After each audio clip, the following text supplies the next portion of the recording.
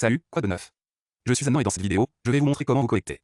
SparkPost, connu sous le nom de MessageBird, se connecte à Sandmass.io. Maintenant, si vous regardez les tarifs de SparkPost, ils sont plutôt raisonnables.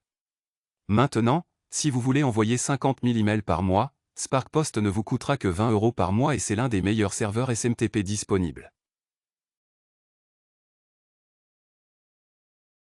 Il offre la meilleure capacité de livraison et est bien plus facile à configurer que les autres. Fournisseur de serveurs SMTP et c'est pourquoi nous allons voir comment connecter SparkPost en tant que serveur SMTP à SandMass. Pour commencer, vous devrez vous inscrire sur SparkPost. Si vous ne voulez pas opter pour un abonnement premium, vous pouvez simplement faire défiler vers le bas et essayer leur plan développeur qui est totalement gratuit. Cela vous permettra de pour envoyer 500 emails par mois.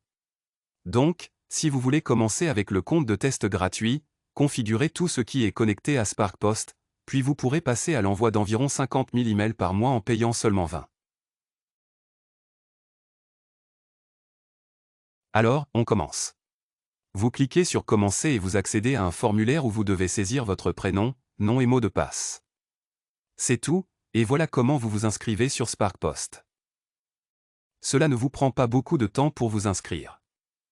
Donc, il vous suffit de cliquer ici, de remplir le formulaire et vous obtiendrez un tableau de bord similaire à celui-ci. Maintenant, la toute première chose que vous devez faire ici est de connecter votre domaine d'envoi et pour ce faire, vous devez cliquer sur Ajouter un domaine d'envoi. Maintenant, une fois que vous êtes ici, il vous suffit de cliquer sur Ajouter un domaine.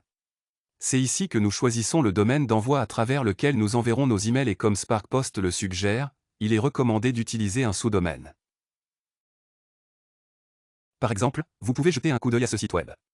capp.sparkpost.com. Donc, cette application ici est un sous-domaine. J'ai déjà un domaine ouvert ici.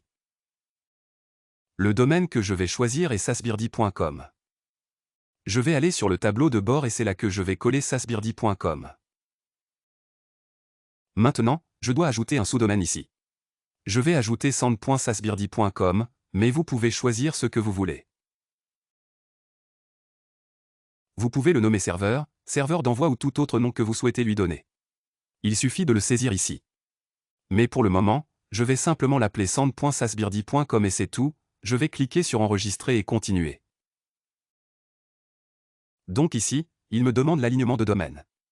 Je vais donc cliquer sur Sauvegarder et continuer.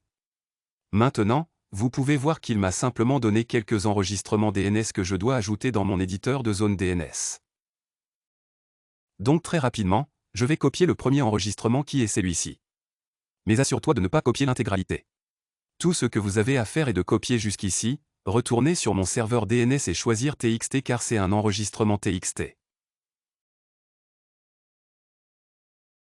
Donc, je vais choisir TXT et pour le nom, je vais mettre seulement cette partie, sans inclure mon nom de domaine. Dans la plupart des cas, si vous utilisez GoDaddy, Hostinger ou d'autres fournisseurs populaires, vous n'aurez pas besoin de saisir l'intégralité du domaine. Il vous suffit de copier cette partie-là. Donc, il suffit de copier jusqu'à votre sous-domaine et vous êtes prêt à y aller. Maintenant, il vous suffit de copier la valeur d'ici et de la coller ici, puis de cliquer sur Ajouter un enregistrement. Voilà. Maintenant, il nous reste un enregistrement à ajouter pour les rebonds. Je vais juste copier Sand car c'est un CNAM. Je vais donc créer un CNAM et ici je vais mettre Sand. Ensuite, je vais copier cette valeur d'ici et la coller ici.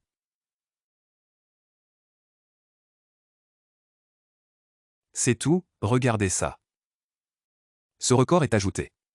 Maintenant, je vais revenir en arrière, vérifier cela et cliquer sur Vérifier le domaine. Comme vous pouvez le voir, il est indiqué que vous avez vérifié avec succès vos deux enregistrements DNX. Maintenant, rendez-vous dans les clés API car nos domaines ont déjà été vérifiés. Maintenant, je peux créer mes clés API ici. Je vais donc cliquer sur Clés API et je vais les nommer sansmail.io car je suis en train de créer un compte Sansmail. Ici, je vais laisser les autorisations API sur toutes et je vais simplement cliquer sur Créer une API.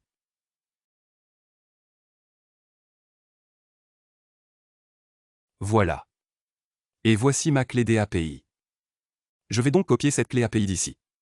Je vais retourner à 100 mailles et ensuite aller dans l'onglet Envoi et cliquer sur Serveur d'envoi. Cliquez sur Nouveau serveur. Maintenant, sélectionnez l'API Spark Post, qui est celle-ci, ainsi que le nom d'hôte. Pour la plupart d'entre vous, ça sera Spark Post Global. Mais si vous avez choisi Spark Post EU, vous pouvez le sélectionner. Mais pour la plupart d'entre vous, ce sera Spark Post Global car c'est ce qui est donné par défaut. Maintenant, en revenant en arrière, je vais copier les clés API d'ici et les coller ici. Et voilà. Votre serveur d'envoi est connecté avec succès à 100mailles.io. Donc voilà pour aujourd'hui. Si vous avez d'autres questions, n'hésitez pas à les poser dans les commentaires ci-dessous. Je serai ravi de répondre à toutes vos questions et je vous retrouverai dans la prochaine vidéo. Au revoir.